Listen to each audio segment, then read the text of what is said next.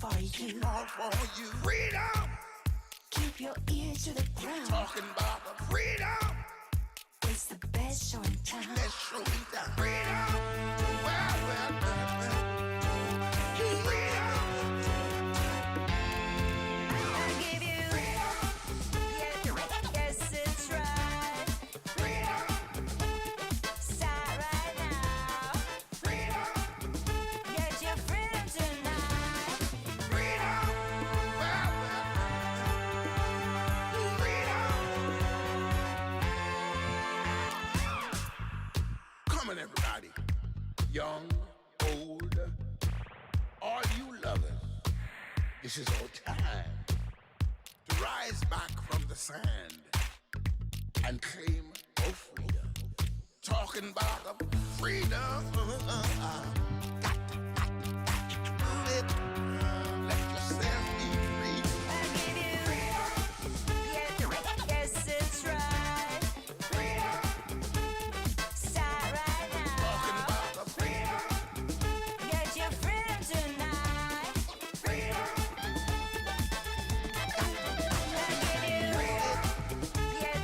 Yes, it's right. Freedom. Let yourself be free. Start right now.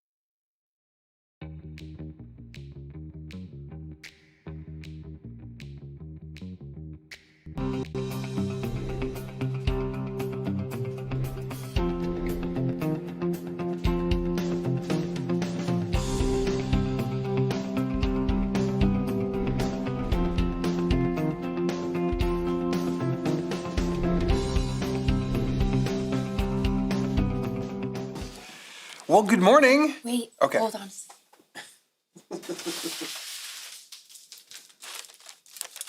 Good morning. Happy Father's Day. Happy Father's Day. Happy Father's Day. Happy Father's Chloe. Day. Oh, thank you. Susan got you something. Tell me. Our very own Susan Nemi created our communion bread again. They're called slutty brownies Slutty. We're having slutty brownies for communion. Yeah. Great. You know On how we Father's do. Day. Can you even see the goodness? Will it focus on that? Yep. Oh, boo. Yeah. So anyway, Happy Father's Day, Colby. hey, thanks, love. Happy Father's Day Happy to Father's all Day, of babe. you Yep.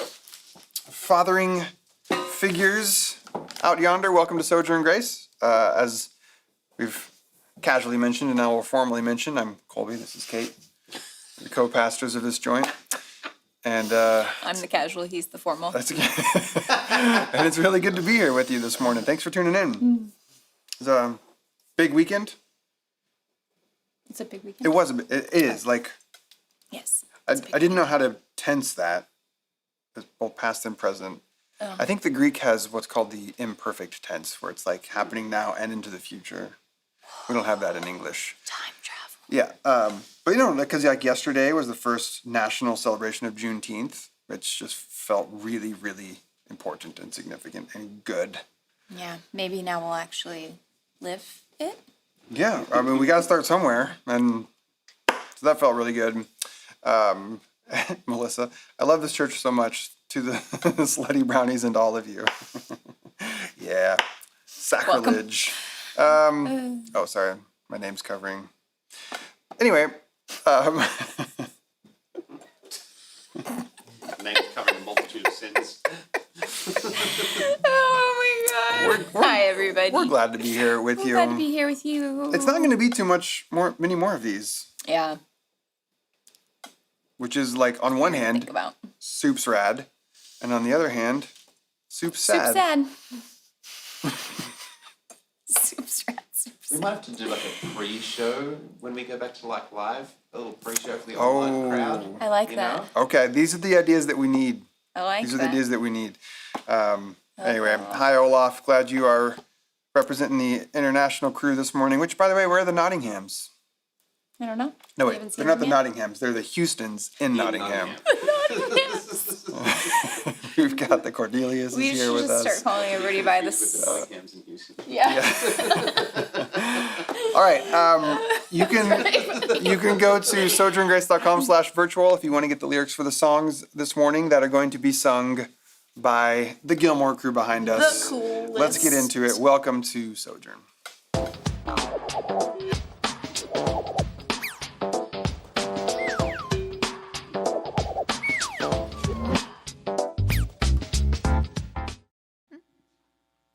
You don't want to?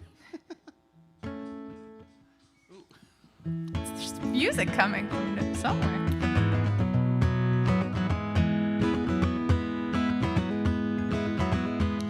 You're the soul who understands the scars that make me who I am. Through the drifting sands of time, got your back and you got mine.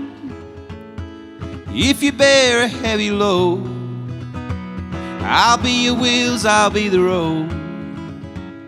I'll see us through thick and thin, for love and loss until the end. 'Cause you carried me with you, from the highest of the peaks to the darkness of the blue. I was just too blind to see. Like a lighthouse in a storm, you were always guiding me, yes, it's true. You carried me with you. From the day it all began, yeah, you were there, you took my hand.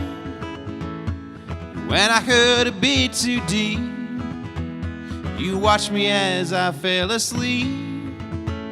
And when my head was in the clouds, you'd find a way to pull me out. You picked my heart up off the ground, and it showed me love was all around. 'Cause you carried me with you, From the highest of the peaks to the darkness of the blue, I was just too blind to see. Like a lighthouse in a storm, you were always guiding me, yes, true. You carried me with you. Oh, we'll be sitting on the world together, watching as the days turn into night. We know how to brave the stormy weather, and we're never giving up without a fight. If you should ever bear a heavy load, I'll be your wheels, I'll be the load. I'll see us through thick and thin, for love and loss until the end. 'Cause you carried me with you, from the highest of the peaks to the darkness of the blue. I was just too blind to see. Like a lighthouse in a storm, you were always guiding me, yes, true. You carried me with you. Oh, yes, you carried me with you.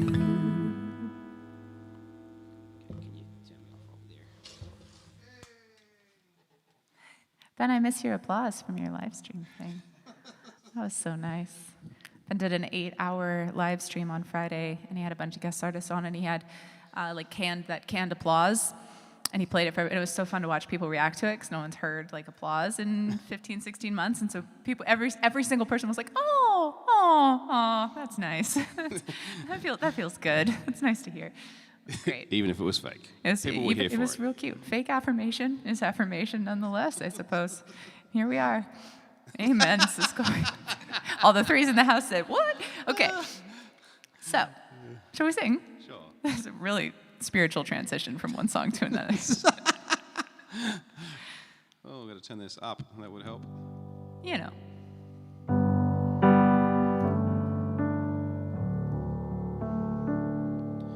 Though there's pain, I wonder if I'll ever find my way. I wonder if my life could really change at all.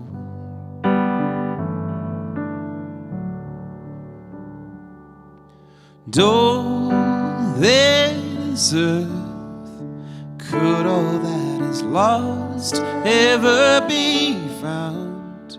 Or could a garden come up from this ground at all?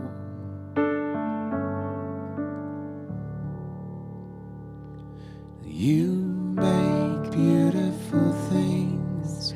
You make beautiful things out of the dust. You make beautiful things. You make beautiful things out of us.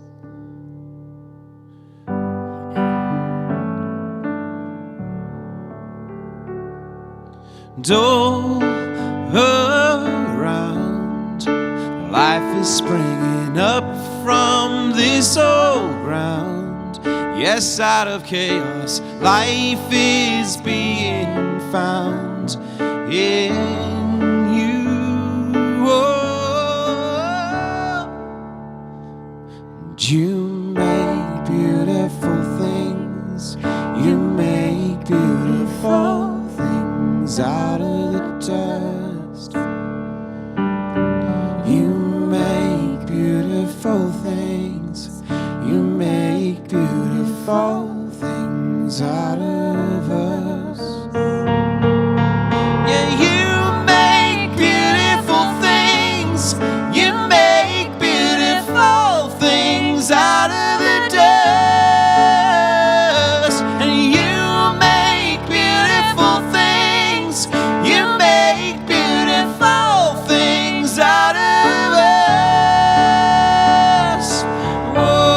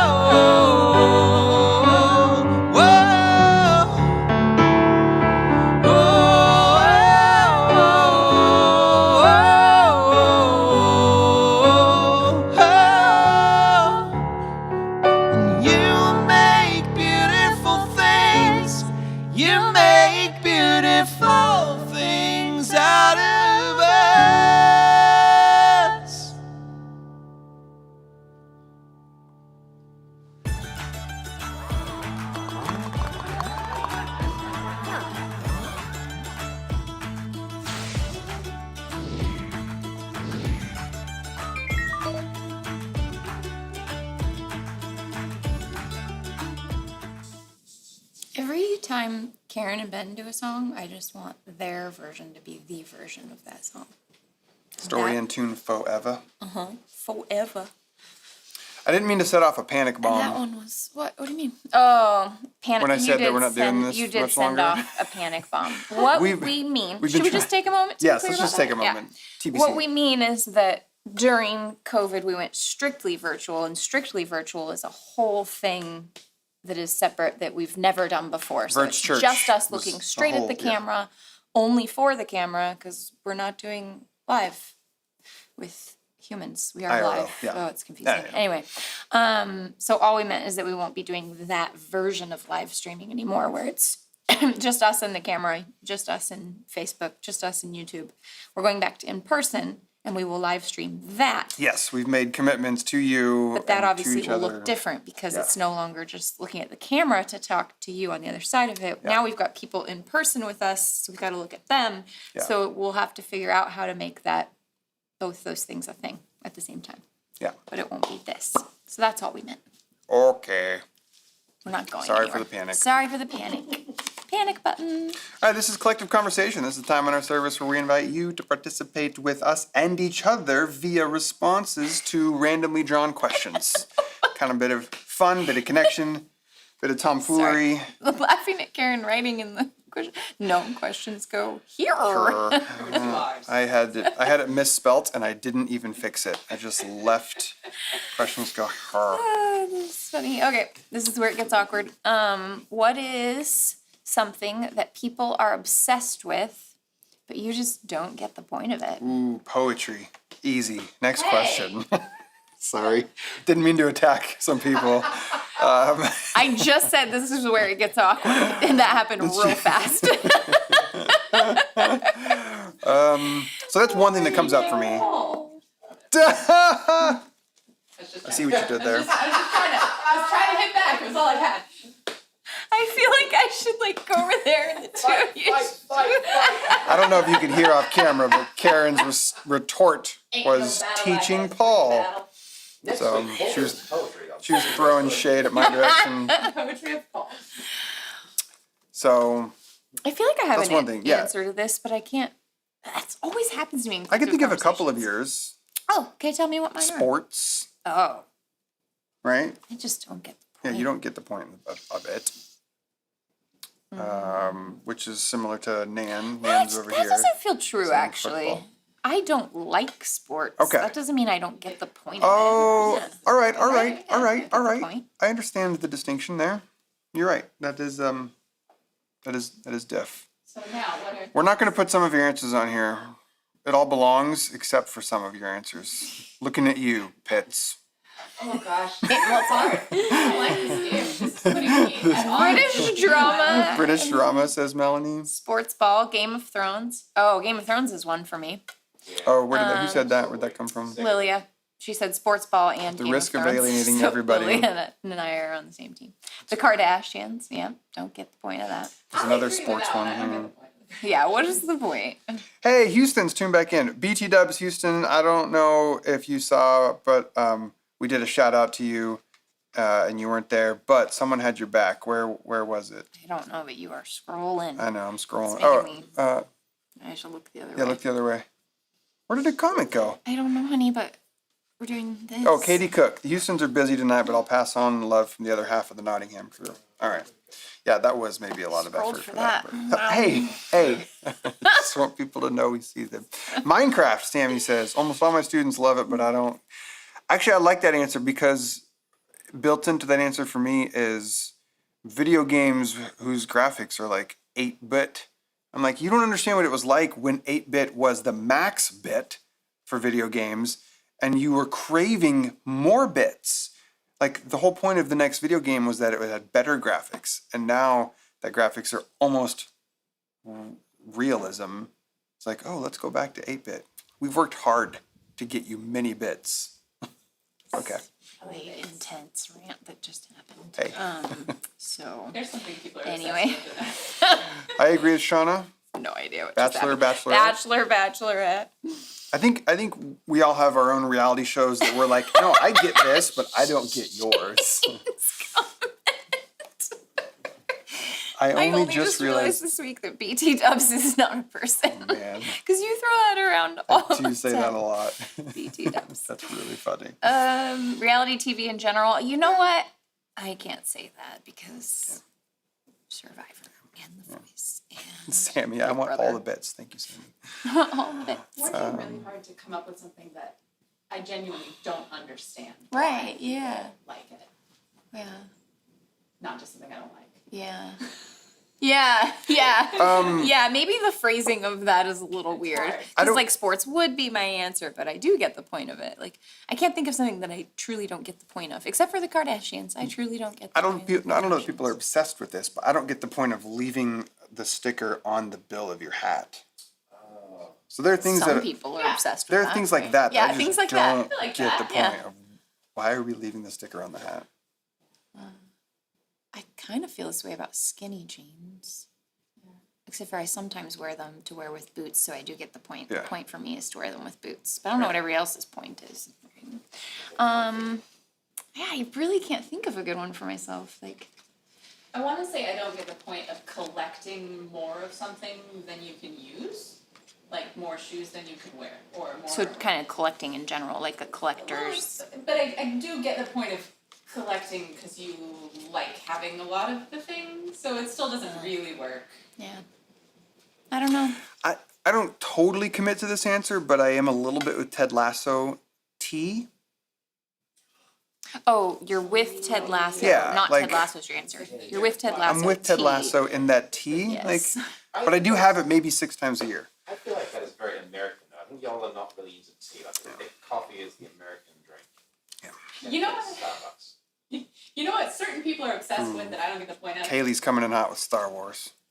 Why someone had Oh, to Gailey. sell me a ticket and then I had to give it to someone else at the flea market yesterday. They're obsessed with that system and I do not get the Flea point. market. The flea market commerce. system was really weird, okay? We'll sell you a ticket. Here's your ticket. 2 feet over. We'll take your ticket. You need to throw your ticket in that bin. What? Call it a ticket movement. Why? See us buy it. It's very odd. I don't know. I feel like after we turn this off is when I think of all my answers. I don't Yeah. know. Being on the spot makes me. You want to do another one, or you want to move? Let's do one Okay, more. cool. Why not? Excellent. Who would you most like to sit next to on a 10-hour flight, and why? That's easy for me. Someone who will not talk to me. Like that's not an actual person. Who would you like to sit next to on a Anyone. 10-hour flight? Man, I'm sitting next to Karen on a 10-hour flight. Aww. yeah, I was gonna say Karen too. I'm just kidding. Yeah, I mean the obvious answer would be for me, for Kate, for this. I'm not putting pressure on you to pick me. I pick you. You don't bug me I don't bug you. 10 hours. So on flights. there are some people who are like, I would love somebody to sit next to who would be interested in hearing about me and all my stories. I don't necessarily feel that way. And I definitely don't want to sit by somebody who, What? well, there could be some people who like, I like talking and telling stories. I would love to sit next to someone who's really interested in my life and the things I have to say. So they can just talk a lot. That's not I didn't me. follow that, but anyway. You didn't follow that? Okay. Sorry. Is everyone in this room offended if I say Brene Brown? No. Brene Brown. That's a great answer. I feel like she'd be quiet when we need to be quiet. Oh, that's a good Dan route Levy. to go. Like a Dan person. Levy. Or Dan Levy. Levy Levy? would be Levy? good. Yeah. Yeah.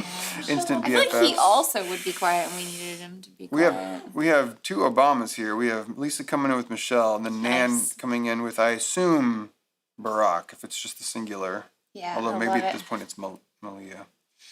I love it. I love it. Laura, oh, the love of my life. That would be a great way to meet him. Oh, I like that love story. that. Great story. that's a great cute meet. Susan, anyone who will talk to me. cute, See, look, some cute. people like that. I get very dyslexic in my talking. Kelly Clarkson. No, that's a fun answer. Oh yeah, That's except annoying, for so take it. I love her so much, but she would not do the quiet when I need her to be quiet. She's just a talker. I need someone who would be fun to talk to a little bit. Ooh, I That's like probably this why answer, Karen and I Sammy. are such good friends. Like David talk Sedaris. when we want to, then take breaks, silence. Talk when we want to, take breaks, silence. I need that. Just James Corden on an airplane. I love Rob James Bell would be Corden. fun. I feel like James Corden on an airplane could be Too much. absolutely a lot. Too much energy. I actually love the Rob Bell answer. I would sit next to Rob Bell for a 10-hour flight. He also would Robbie be quiet B. when I wanted him to, and is a great conversationalist. Yeah. Anyway, I love you all. And I think this my has been real Catch answer This is I don't Conversation. want to sit on a 10-hour flight. Transition. Instead of going to Australia. Yeah. to button up. How do you say it? Button up us. But.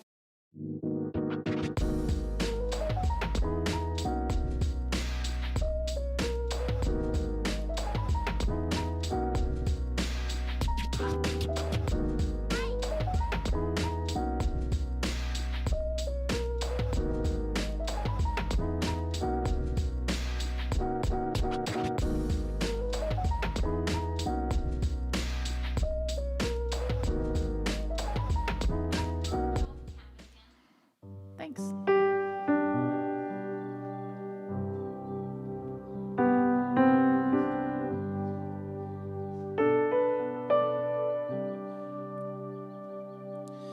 Every breath, every moment life beats in my chest springs up from your hand. Creation resumes every color and every sound. Your love is calling,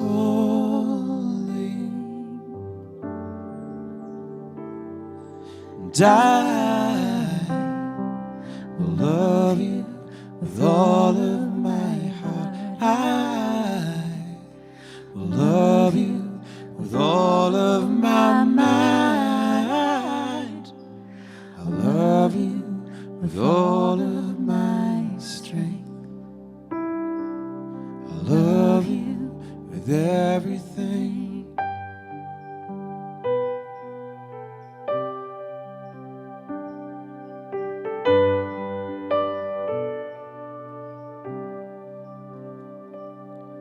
So every breath, every moment life beats in my chest.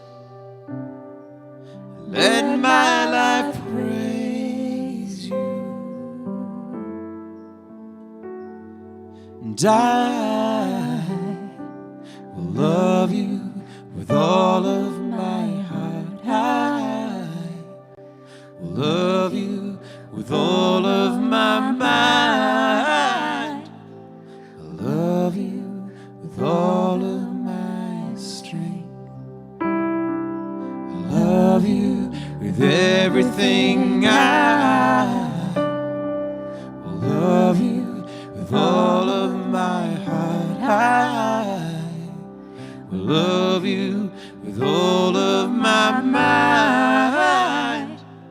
I love you with all of my strength.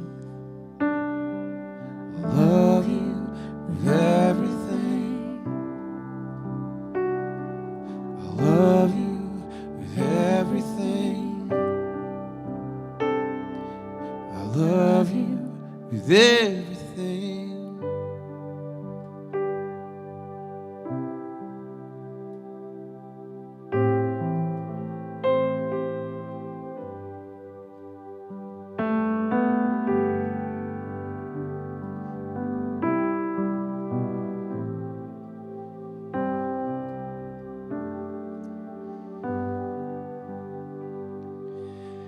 Here I am,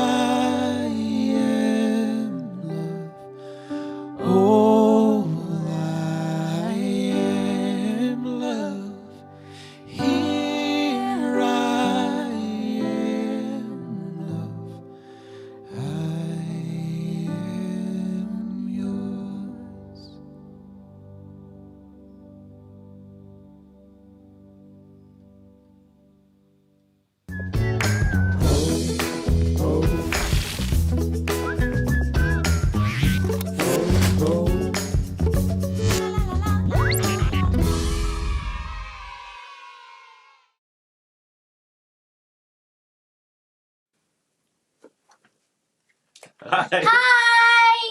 I'm Wesley, and these are my dads. I'm Steven. I'm Michael.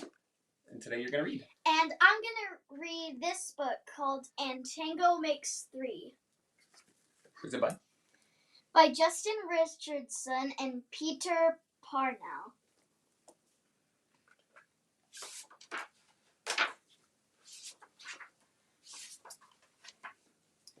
In the middle of New York City, there is a great big park called Central Park. Children love to play there. It has a toy boat pond where they can sail their boats. It has a carousel to ride on in the summer and an ice rink to skate on in the winter.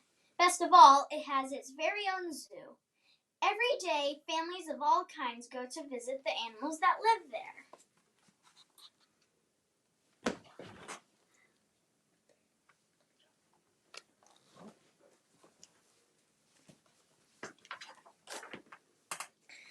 But children and their parents aren't the only families at the zoo. The animals make families of their own. There are red panda bear families with mothers and fathers and furry red panda bear cubs.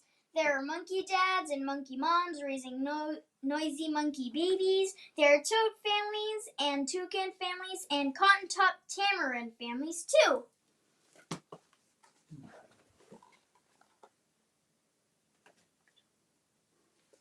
Good job.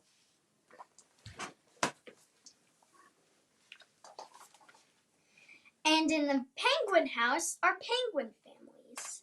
Every year at the very same time, the girl penguins start noticing the boy penguins, and the boy penguins start noticing the girls. When the right girl and the right boy find each other, they become a couple.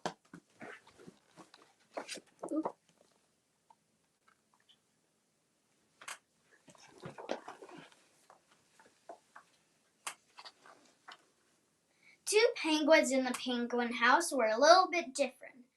One was named Roy, and the other was named Silo. Roy and Silo were both boys, but they did everything together.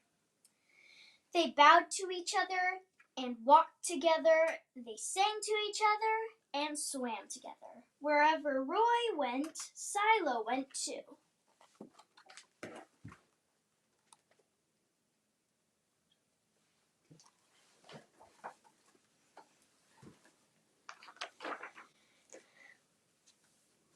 They didn't spend much time with the girl penguins, and the girl penguins didn't spend much time with them. Instead, Roy and Silo wound their necks around each other. Their keeper, Mr. Gramsay, noticed the two penguins and thought to himself, they must be in love. Roy and Silo watched how the other penguins made a home. So they built a nest of stones for themselves. Every night, Roy and Silo slept there together, just like the other penguin couples.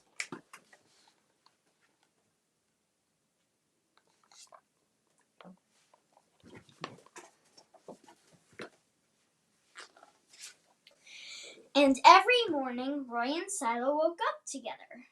But one day, Roy and Silo saw that the other couples could do something that they could not. The mama penguin would lay an egg. She and the papa penguin would take turns keeping the egg warm until finally it would hatch.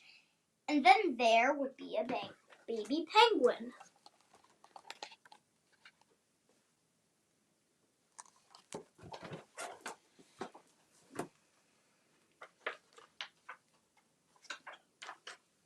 Roy and Silo had no egg to sit on and keep warm. They had no baby chick to feed and cuddle and love. Their nest was nice, but it was a little empty. One day, Roy found something that looked like what the other penguins were hatching, and he brought it to their nest. It was only a rock, but Silo carefully sat on it and sat and sat. When Silo got sleepy, he slept, and when Silo was done sleeping and sitting, he swam and Roy sat. Day after day, Roy and Silo sat on the rock, but nothing happened.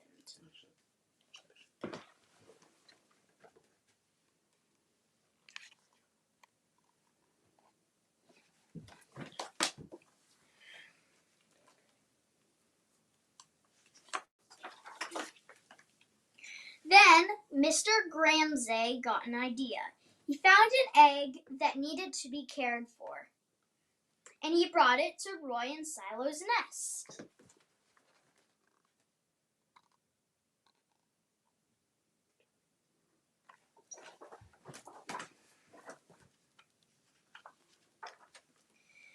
Roy and Silo knew just what to do. They moved the egg to the center of their nest. Every day they turned it so each side stayed warm. Some days Roy sat while Silo went for food. Other days it was Silo's turn to take care of their egg. They sat in the morning and they sat at night. They sat through lunchtime and swim time and supper. They sat at the beginning of the month and they sat at the end of the month and they sat all of the days in between.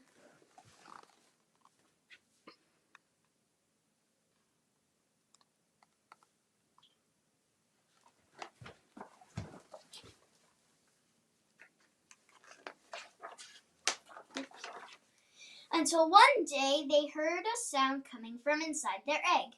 Beep, beep, beep, beep, it said. Roy and Silo called back. Squawk, squawk, peep, peep, answered the egg. Suddenly, a tiny hole appeared in the egg shell. And then...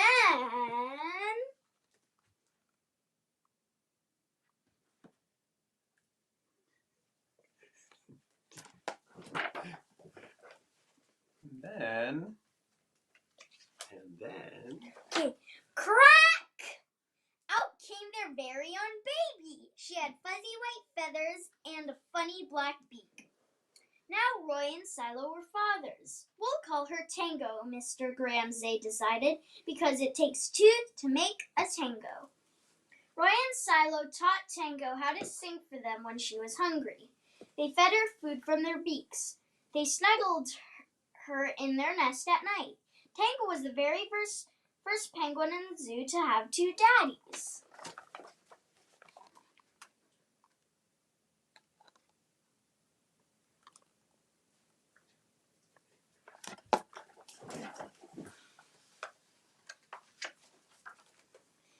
Soon Tango grew strong enough to leave the nest. Roy and Silo took her for a swim, just like all the other penguin families. And all the children who came to the zoo could see Tango and her two fathers playing in the penguin house with the other penguins. Hooray, Roy!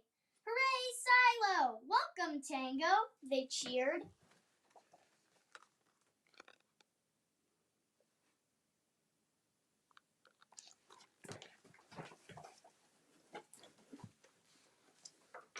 At night, the three penguins returned to their nest. There they snuggled together and, like all the other penguins in the penguin house, and all the other animals in the zoo, and all the families in the big city around them, they went to sleep.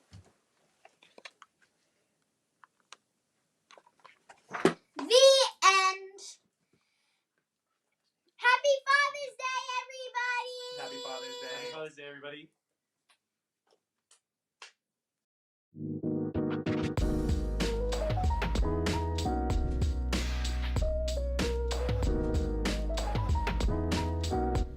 So Wesley, if you can just come read me a story every day. Yeah. I Why think are that you would so be fun. cute? I That don't would be great. understand. That was so great.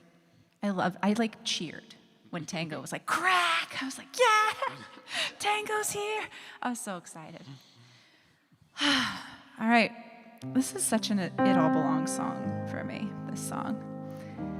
Enough so that it's hard for me to sing without devolving into a little teariness. Before we sing it, I wanted to talk about how, this is a Nicole Nordeman song, but I've changed, when I sing it, I change some of these words so that it feels good to me to sing it. I change the words that don't feel good to me, or that where Nicole and I don't perfectly align, I change them. And we do that a lot. We do that with lyrics and songs that you know, that you might be familiar with from other places, and we'll change the lyrics. And it matters to me that you know we do that to try to make the lyrics as safe and inclusive for everyone as we can. But if you have a day where it feels really good to you to use the metaphor of Father for God, and we've changed that lyric, and you want to sing that word, That's so wholly okay. You so absolutely are not locked into the lyrics that we choose. You get to decide what feels good and safe and like love to you. You get to decide. So just in case you needed permission to do that loudly, you can. I'm gonna do it right now with this song with some words that I changed. Dear me, this is a letter to the girl I used to be. Dear me, there are some things that you should know. It's not my intention to embarrass or to shame you. What's inside the rearview mirror is closer than it appears. We do the best that we know how with what we have been given. And the difference between you and me is I've been given time. In time, you'll see.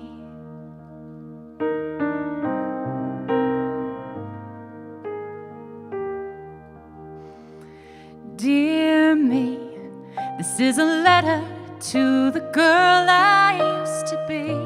Some things are not as simple as we said. Remember when we thought there were a handful of some magic words to pray, a guarantee and a down payment on a mansion. Remember all the rules we made about the body and the blood, the hoops we made them jump through. The love belongs to everyone. I'm so sorry. Do you remember now the things I said? I thought that I deserved my flag, my freedom, place to learn the things I know I didn't learn. And bless their hearts, I'm sure it's hard, but handouts don't help anyone. And all the talk about the system, I sure hope someone can fix them. I said those things.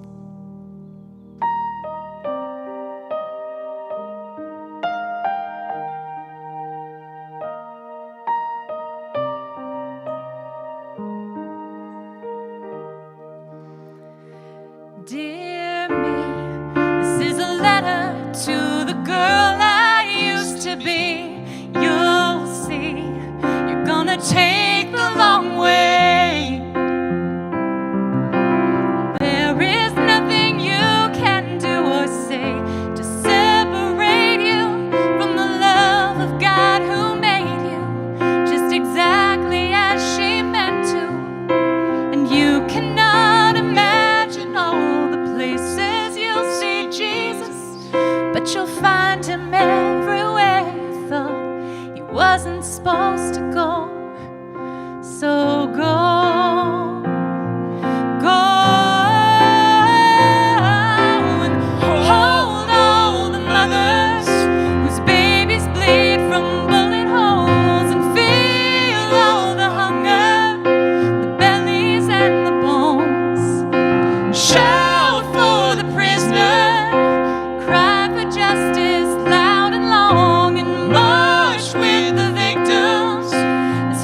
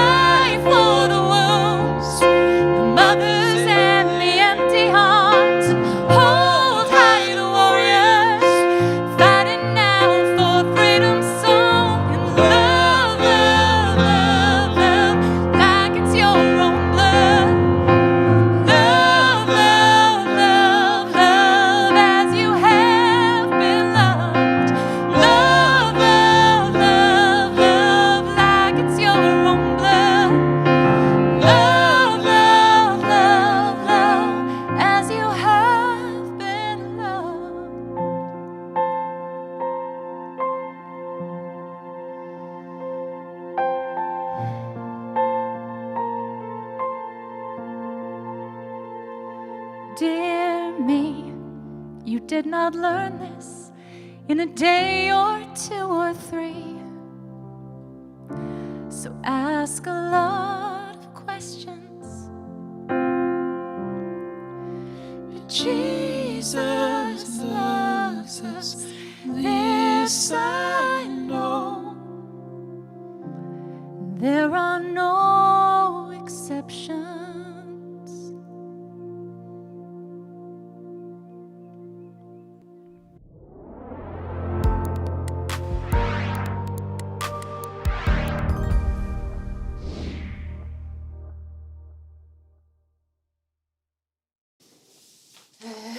We're fine. It's fine. Not be able to go through the talk after that. So sorry, Colby. Sorry, Colby. That was you, Colby.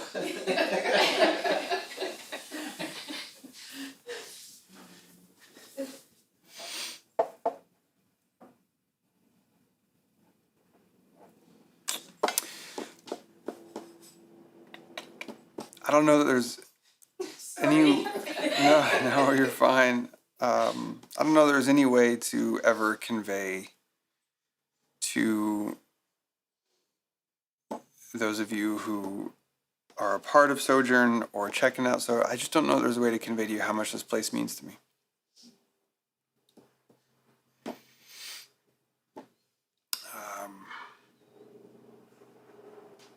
Because there's one version of my story, which is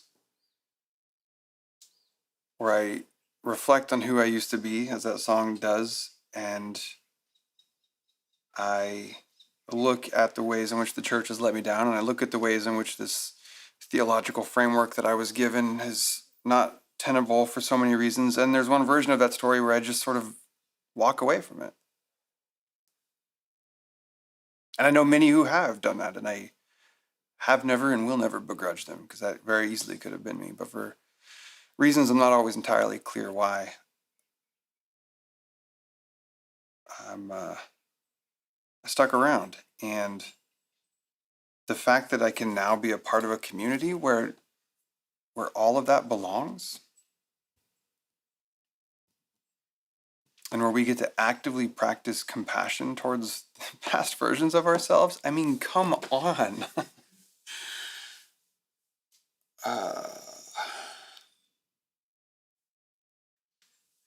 Healing.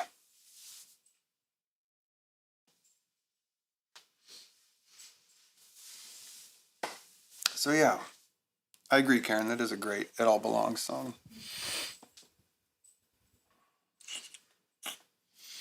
Just take a deep breath in with me, if you would, and let it out.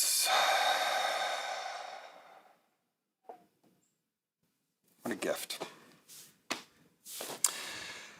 Speaking of gift, I have very much enjoyed working on this message that I started last week, that I will continue today and finish, I believe, next week. It is being stretched out, and I'm okay with it. So let me just go ahead over here and fire this so I can get into it. Okay. And then go here. Excellent. All right. One more sip of coffee from my Ben Grace, as if words could heal wounds mug.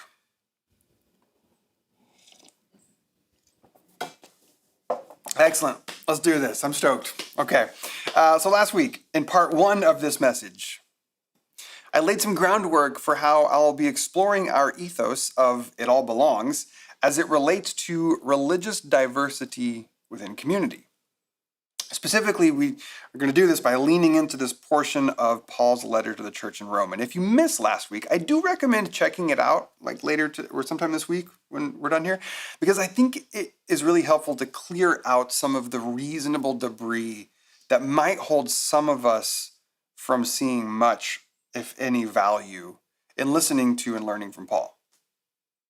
In short, Paul was, in this section in Romans, he's trying to keep this newly established community of churches in Rome from fracturing along various lines, including ethnic divisions between the Jewish and Gentile Christians, and then religious divisions between what he called those who were weak in faith and those who are strong in faith.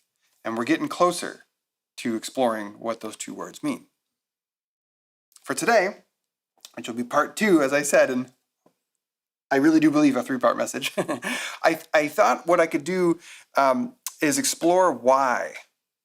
Why any given community, one like ours here at Sojourn or like the church in Rome, might find itself in a situation where help would be needed to navigate the tensions of religious diversity. And then next week, I'd like to cast a vision with you for how a community like ours can really thrive, even when, or maybe even especially when, its members are all across the board of religious beliefs. I really do like about 90% of what Paul suggests as a path for how to handle divergent beliefs. I give him a solid B+. You have to tune in next week to find out why that is. But for today, first, we're going to go back to the start of the beginning of chapter 14 in verse 1, which starts like this. Now accept the one who is weak in faith. Accept the one who is weak in faith, but not for the purpose of passing judgment on their opinions. A quick word about that phrase, passing judgment on their opinions. There's 2 Greek words here. First is diakrisis, which means to discern or to pass judgment. And then second is this word dialogismos. Too far. Dialogismos, which is, think of it as like unsettled reasoning or doubtful thinking. And this is why I really like the New American Standard Translation here, because I think it captures well what Paul was saying, which was basically this. Hey, y'all who are strong in faith, you need to welcome the weaker ones among you, and please, for the love of God, don't criticize their opinions. And opinions, or dialogismos, Paul is referring to, I might say, these ideas or these beliefs that are not what you might call core values of the community. So that's the first thing I want to point out this morning. In any conversation around religious diversity within a faith community like ours, we must appreciate that there is a difference between core values and dialogismos, or what I'll henceforth refer to as doubtful matters. There's a difference between core values and doubtful matters. Unless you're in a fundamentalist cult where everyone believes the same thing, within any given community, there will always be these, quote, doubtful matters. And it's fine, it's normal, it's even good. But diversity over doubtful matters is different from diversity of core values. In Paul's case, he was writing to people who all shared these core values of living in the ways of Jesus for the sake of bringing the kingdom of God to earth as it is in heaven. Meaning, there existed these larger ties involving a commitment to a particular way of life that bound them together as one big, diverse, quirky family. And for us here at Sojourn, and I mentioned this last week, we don't have a formal statement of beliefs, which I think oftentimes are a church's way of seeking uniformity in some of these doubtful matters. But we do very much have core values that bind us together. For instance, and this is especially timely for Pride Month here, one of our mission-critical core values is that all people are loved children of God, with special emphasis on those whom society has traditionally marginalized. Meaning, while we welcome diversity of belief, for example, around, doubtful matters like, the theology of the Trinity or the efficacy of Scripture, sure, diversity of belief is great on that. We do not, however, practice that same commitment to holding space for diverging beliefs around the core value of full affirmation of LGBTQ people. Yes. To say that differently, our ethos of, quote, it all belongs, does not mean that someone with a non-affirming theological stance will receive equal hearing here at Sojourn. In fact, we've had opportunities over the past 7 years to have guest speakers or workshop presenters share here at Sojourn, but Kate and I have always vetted them on this value of ours. And some otherwise great folks, we've had to say, no, I'm sorry, you're an amazing person, doing great work in the world, but here at Sojourn, this inherent value of LGBTQ people is too important to us. So if you're not clearly with us on that, then, to quote Randy Jackson, it's a no from me, dog. I'll just be honest, I don't think we bring Randy Jackson into enough sermons. I'm even conscious right now of we've had people who have sought to be in positions of leadership, like serving on the elder board. And when it has come to our attention that they're not affirming of LGBTQ people, we're like, you're a wonderful human. And sorry, like at that level of leadership, we need a commitment to these shared values. So I hope that makes sense, some of the difference between core values and dialogismos, or doubtful matters. I remember a number of years ago being at an event with Nadia Boltz-Weber, who I'm sure some of you are familiar with. And she said something that stuck with me for years now. She said, I, as a pastor, at that time she was pastoring a local church, she said, I'm not responsible for what the people in my church believe, but I am responsible for what they hear. And so Kate and I have taken flack, and we have, from people over the years, for protecting the microphones at Sojourn Grace from people who don't align with our core values. But for us, it has always been hashtag flack worth taking. Can we get that trending, anybody? Is that a popular hashtag? I think it's... So I needed to start there because when I eventually get to the part in this message, and it's really coming next week, but a little bit of it this week, where I specifically challenge the strong in faith to hold space for and welcome the weak in faith, never will that mean abandoning our commitment to our core values. And if you want to dig more into that particular aspect of this, head back a few weeks ago to Kate's message about being a belonging doula, about how our responsibility is to protect and nurture the space. So, with these early churches, Paul was under no illusion, and neither of the leaders here at Sojourn, that there will be or should be agreement on everything. Rather, the goal is to figure out how to live peaceably with one another in the context of disagreement over the dialogismos, the doubtful matters of religious ideas. So, to that end, Paul actually gave, and I kind of think this is really brilliant, Paul gave a different set of instructions to these two groups of people in the community. So verse 3 says this, to those who eat, you must not look down on the ones who don't. And the ones who don't eat must not judge the ones who do. So if we imagine a spectrum of a posture of faith with weak on one end and strong on the other, and again, we'll dig into these two descriptions soon.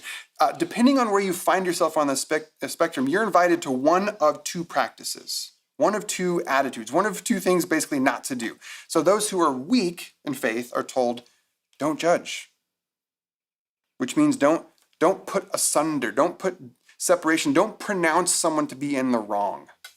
Because in the eyes of the weak, which were the people, if you remember from last week, those are the ones who are like, no, we can't eat any meat, can't drink any wine. In the eyes of the weak, if you do eat meat or you do drink wine, you're actually doing something wrong. The weak, in other words, are like judgy McJudgertons. And I'm sure, as soon as I say that, you can picture in your mind people in your life who fit that description pretty well. And then on the other end, there are those who are strong in faith that Paul says, don't look down on those who abstain from meat and wine. And the word here means to despise or to think less of.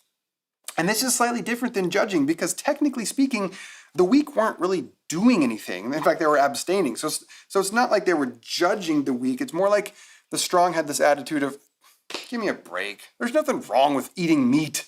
Get over it. What a silly, antiquated idea. That's the despising, the looking down.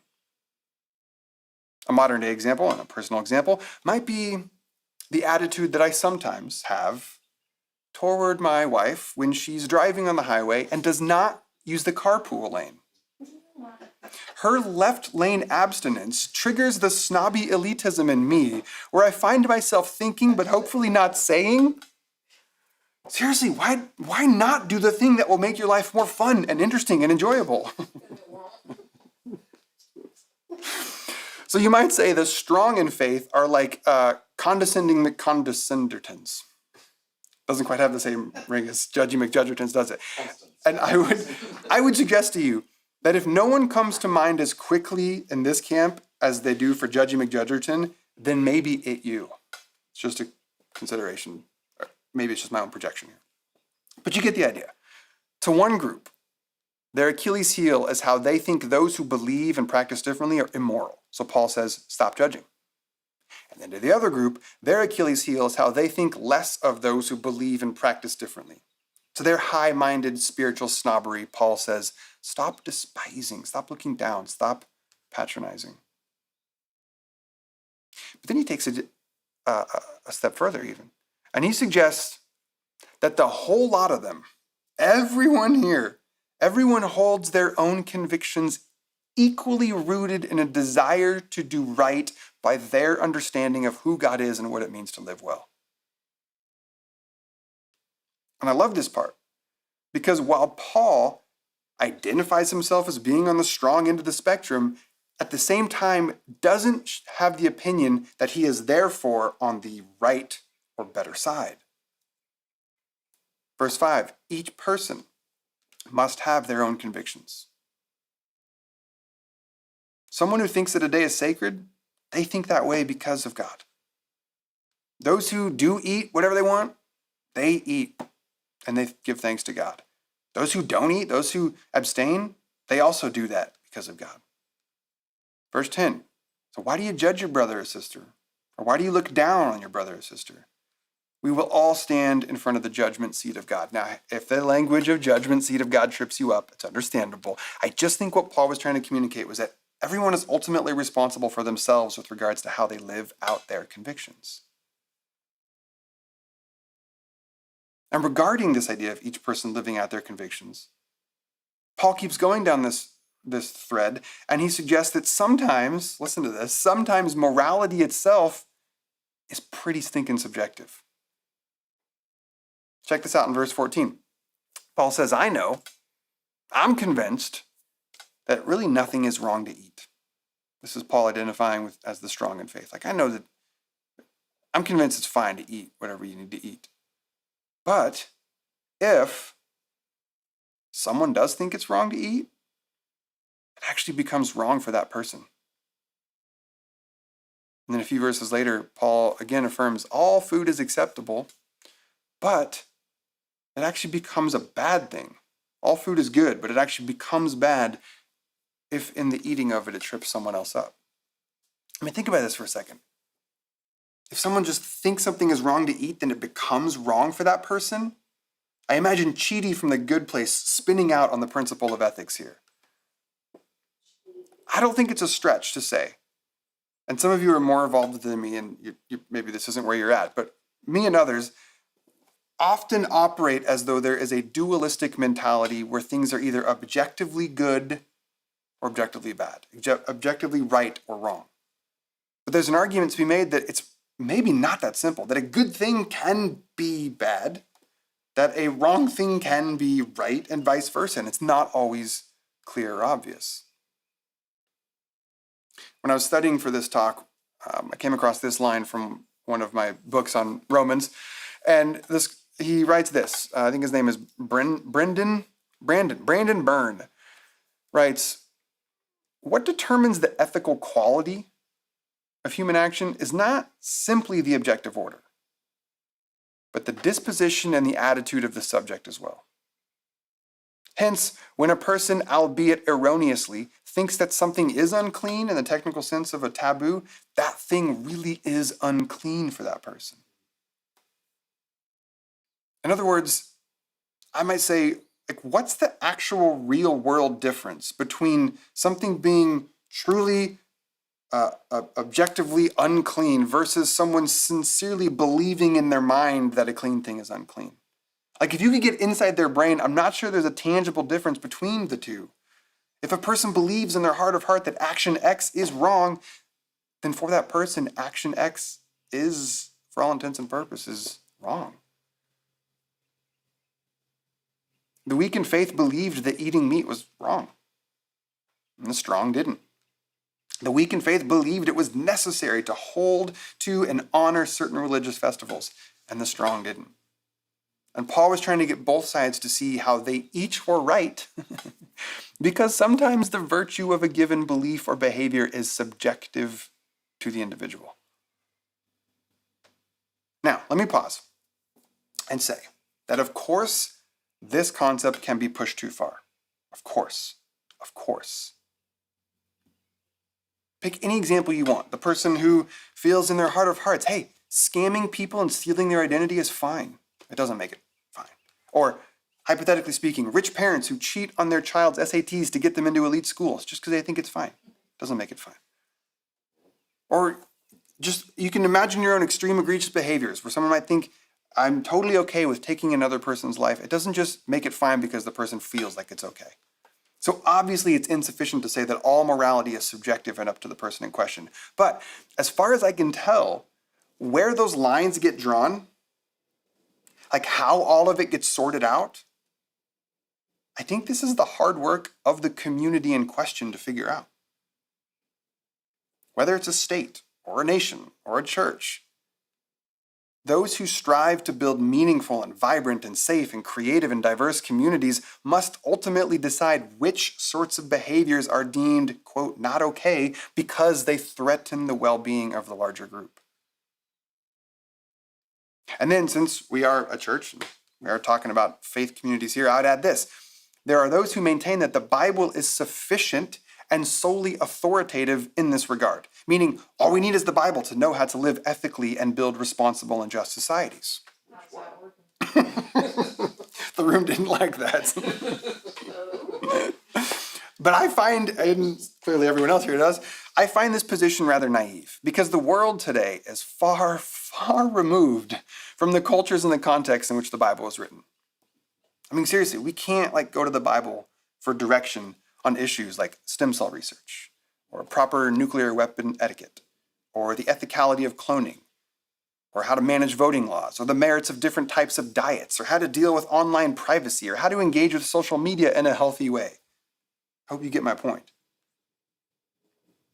I think at best, the Bible offers some interesting insights into how some of our ancient forefathers and foremothers dealt with situations in their time. And sometimes we can draw out some really helpful principles or values that might transcend. But at worst, and this is what a lot of us have seen, is we take one verse or one platitude, we rip it out of its context, and we declare the matter settled. Well, Psalm 139, we read, "You knit me together in my mother's womb, therefore stem cell research and cloning are forever forbidden." It's like, well, what if the scientists promised to use knitting needles? No, just kidding. The point I'm trying to make here is that Paul, thanks Karen for the pity laugh. The resident knitter in the room appreciated the knitting joke, which you don't get enough knitting jokes. I don't, I felt seen. The point I'm trying to make here is that Paul, while helping these churches navigate their diversity of belief and behavior on these dialogismos, these doubtful matters, Paul teaches that both sides have good reasons for their convictions. And the relative nature of it all needs to be held with care. I was thinking through this and I'm like, what might it be like if we tried to imagine this context, this situation from God's perspective? Like, hey God, so, come on, just level with us. When it comes to eating meat, is it good or bad? Is it right or wrong? Come on. And we might think that God actually has an answer for that. We might think God really would pick one of the two options. And then if we can deduce which the God-picked option was, well, now we've got a handle on, quote, absolute truth, and we can start building a religion around it.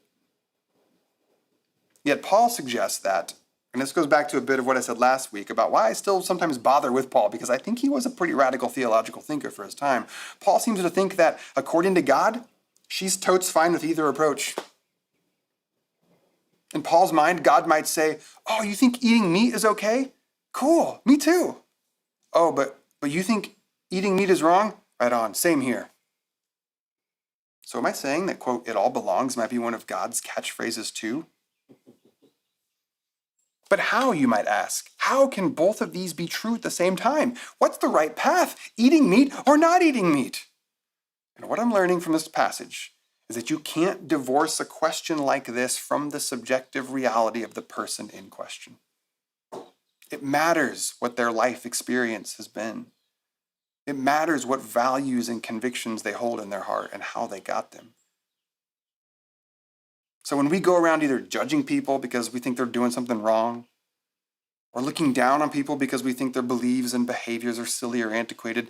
Either way, I think we've entered into places we don't really belong, casting our opinions from the island of ignorance.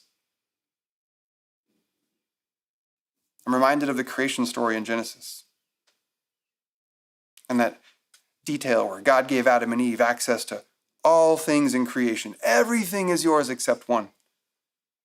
The one thing was the fruit from the tree of the knowledge between what is good and what is evil. It's as though God wanted to reserve just one thing for himself: the knowledge, the discernment, the capacity to judge what is good and what is evil, what is right, what is wrong. And I think maybe that's because our ancient spiritual ancestors stumbled upon this profound truth that human beings armed with such knowledge, or rather the illusion that we have such knowledge, will only ever screw things up. Perhaps it is only God, in her infinite wisdom, that can eternally hold the potential for two sides of doubtful matters to both be true. All right, so we're starting to put the pieces together here, I hope. In a diverse community, inevitably there will be disagreements over doubtful matters, these secondary issues that are not connected to the core values. How might we then navigate this disagreement? Well, if your faith is on the weaker side, your challenge, your invitation, is to not judge other people.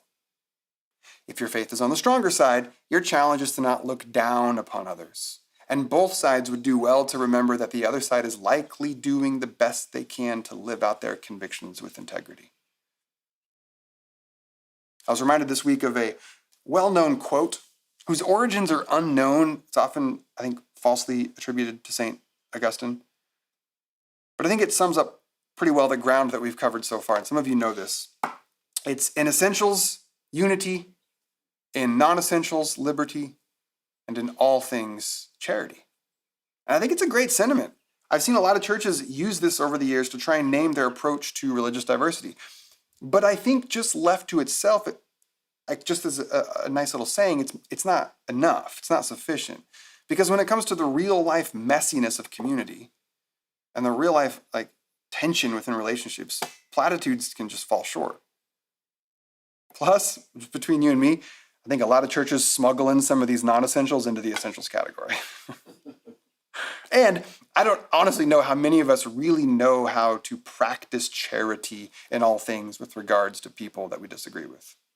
But it's a lovely saying, and in principle I agree, but I do think it needs some more meat on the bones. Which brings us, finally, need to drink a coffee for this. Finally, brings us to the point where we get to unpack Paul's ideas of weak faith and strong faith, which for the longest time I really struggled with. I didn't like Paul's choice to describe some as having weak faith and others, including himself, as strong. It felt elitist, it felt pejorative, it seemed counterproductive to what he was trying to do with regards to reconciling these fractured communities. But I think recently I've finally begun to grasp maybe what he was trying to articulate with these terms. And I kind of dig it now. Because what I think Paul might be saying here is that if things are going to work, meaning if this community is going to thrive within the context of religious diversity, it will be because the strong in faith see it as their responsibility to hold space for the weak, not the other way around. And it's that particular aspect of this passage that I find the most intriguing, the most challenging, and some of what I take issue with, which is why I only give Paul a B+ here. Because I think he left some things out or was just ignorant to some things. And so that's where I'm going to start next week. Don't worry, I can feel some of you like, holy crap, do we got to buckle in for 10 more minutes of Colby here? No, you don't. We're pretty much done here. But next week, we're going to start by getting into the weeds of what it means to have weak faith and what it means to have strong faith and how it is we might shift from weaker to stronger. But just to whet your appetite a bit, I'll leave you today with this conjecture into this weak, strong spectrum. Just a little morsel to get your minds pondering this week. And I do so at the risk of creating another binary. And I know that part of the goal here is to break down this dualistic mentality because it tends to divide us. Nonetheless, with a bit of trepidation, I propose that it may not be a huge leap of logic to think of weak faith as more conservative / traditional posture, and a strong faith as a more progressive one. Well, where did that go? Did that disappear?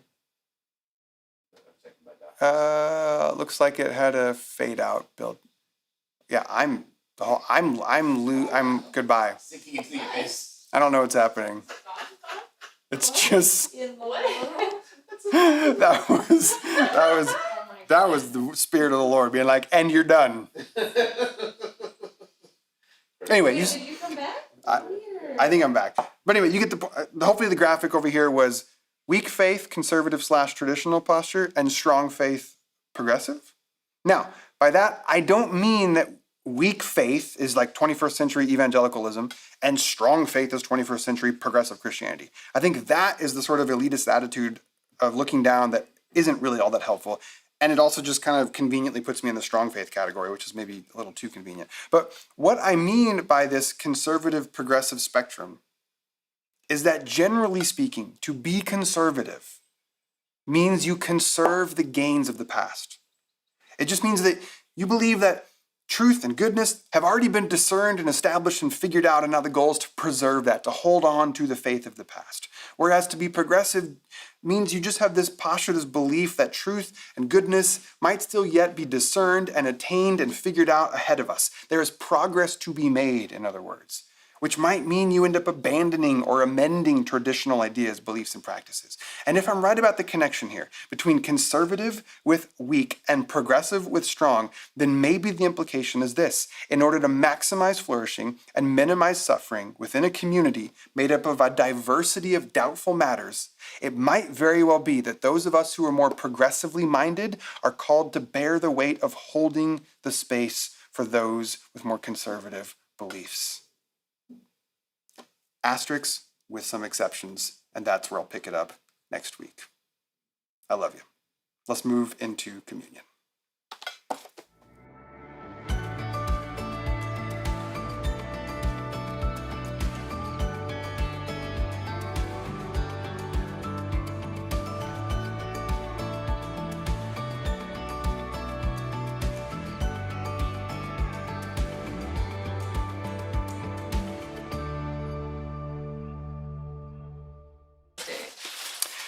Lovely. All right. Yes, thank you, Benjamin.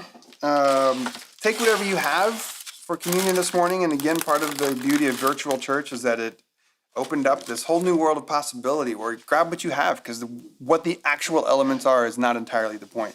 And I'm going to break with tradition today, even more so, Kate, if it's all right with you, and do 2 breads instead of a bread and a cup. Yep. Because it all belongs. And I'll explain here in a minute. So the first is the aforementioned earlier this slutty brownie, her name, not ours, from Susan Nemi, which has homemade brownie and cookie and chocolate chips, and it's really glorious. So Insane. we're gonna use this. Take what you have as your bread this morning. And So much chocolate. And know that part of the beauty of this is that it connects all of us in our own space and time, and it reminds us that we're all part of one larger body. We all belong.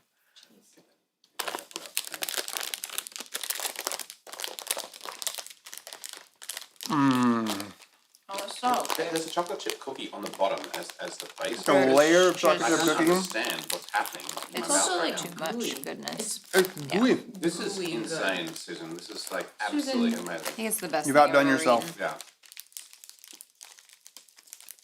If you all can get here in the next few minutes, you're welcome to share some. Yeah, you do want the slutty brownie. Mm-hmm. You do. Wow.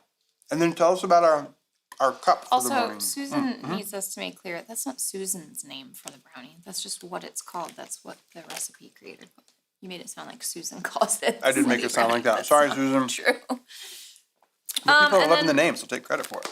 And then I don't know why you asked if I was okay with it. Yes, we wanted to do this for Father's Day because Karen's father sent us Pop-Tart bites. I don't know if it's focusing. Communion of choice. They're his communion of choice, and so he wanted to share. He's like our resident virtual dad. Yeah, Dad, I feel like we set you up to So fail happy with Father's Susan. Day, Pop. Like, Yeah. here's every good dessert in one home baked thing, and a Pop-Tart And bites. Pop-Tart bites. So, Frosted brown So sugar. again, happy thank communion. you. Happy Father's Day to you, Tom. Love that you have been a part of our community this last year. Here, here. Wow, that study's running. You got another song for us, or are you like, have you hit the coma state of like? oh yeah, we do. No, Life we is gotta do that. Coma state. Mm-hmm. You guys just gonna stay there and eat brownies? Is that Yep. what I'm saying? Is that Yep. what's happening? That would be Oh, cool. fun. All right, have fun. Here we go. Except I don't think this, I think this ballad is muted. Oh yeah, we gotta go to Yeah, you music. gotta give us audio. And now you. There we go. Thanks. Oh, gather up the brokenness and bring it to me now. The fragrance of those promises you never meant to vow. The splinters that you carry, the cross you left behind. Come healing of the body, come healing of the mind. And let the heavens hear it, the penitential hymn. Come healing of the spirit, come healing of the limb.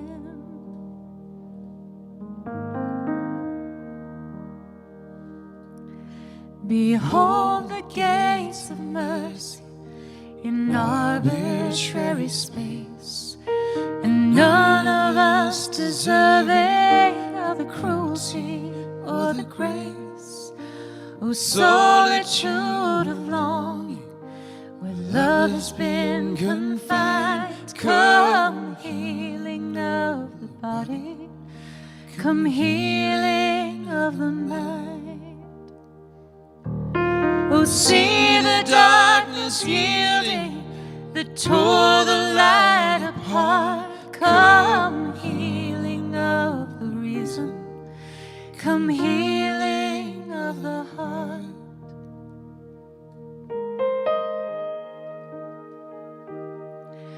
Oh, troubled dust concealing an undivided love, the heart beneath is teaching to the broken heart above.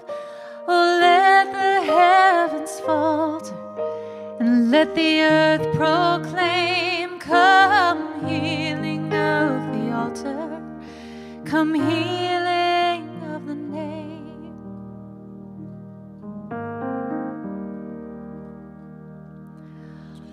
Oh, longing of the branches to lift the little bud.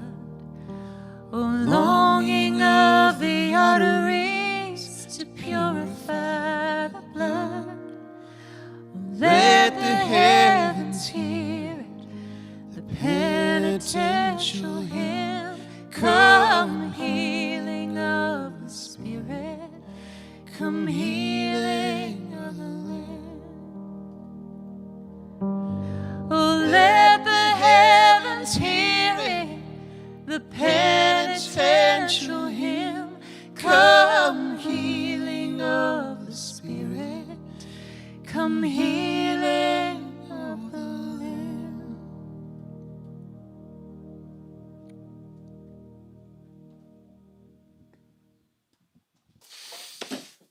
That was fun. You did 2 songs today that came out of our meeting and movie series that we did Yeah. last summer. That was fun. The song from Onward, the top of the set, and then that song from The Farewell.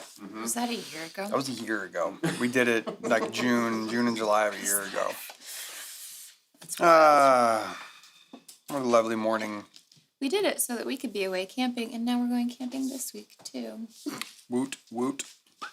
Everybody's really excited about Pop-Tart bites, Dad. Yeah, they're with you, Pop. They want them. They're about it. Yeah. Love it. Awesome. We got a few house notes. How? The first is this. If you would like to contribute to the mission of our church and would like to do that with financial resources, we would invite you to do that at our Joy Box. Woo! I caught you mid-yawn. Yeah. There ain't no wooing while you're yawning. I actually kind of left for a little bit. I yeah, looked over, I I- started yawning, and I then can I was tell. gone. I was There's like, no I looked Kate. back, I'm like, oh yeah, Maybe we're the on a wounds live will bring her stream, back. right? But you can go to These are the sojourngrace.com/donate, or you can Venmo at Sojourn Grace. And look, this is one of the many ways at Sojourn that we remind people that we are transcending this idea, this religious idea that you have to give. That it is obligatory, that if you want to be a part of a church, if you want to please God, you have to give. We're transcending that. And we're including the part of the ways in which this work is funded by the people. The mission is believed in by those who have the resources to be able to do that. And we are especially sort of giving attention to this because we are just, weeks away from ready to be back in person, and we're going to need to increase the resources to make that happen. So anyway, you can do all that at the links online. And then also, someone had a question earlier about a rainbow shirt for something. I don't remember what the question was, but It was Melissa saying, can we do a We All Belong in Rainbow?